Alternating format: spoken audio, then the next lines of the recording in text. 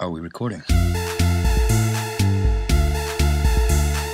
Regular Joe here regarding childhood. A week ago, I sent out a request for suggestions for themes. We've done a lot of these different themes regarding cinema, regarding cities, regarding vinyl, regarding Halloween, and a recorder named Van Gramsci suggested childhood. I think that's a really good suggestion. We could come up with an entire show all revolving around childhood, different short films, music, art. So let's start making stuff regarding childhood. One easy thing you could do is just turn your camera on like this and tell us about what you remember from childhood. Like, what's your earliest memory, or some memory that really stands out to you from being a kid. Or you could write a song, you could draw a picture, you could write a story about a kid or about somebody remembering being a kid. You know, that's that whole Proust thing, search for lost time. À la recherche du temps perdu.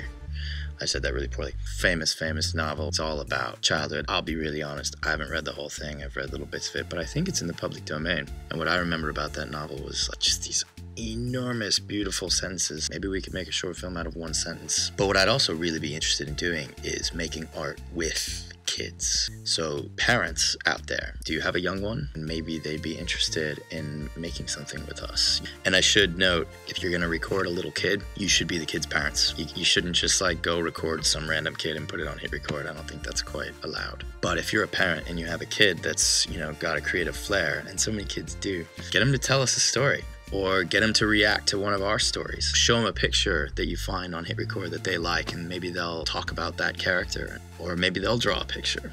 It's interesting about child artists, because a lot of people maybe dismiss children as like, well, they can't necessarily act or draw or write a story or whatever. I completely disagree. I think kids are actually incredibly capable artists because they're closer to that uninhibited playtime.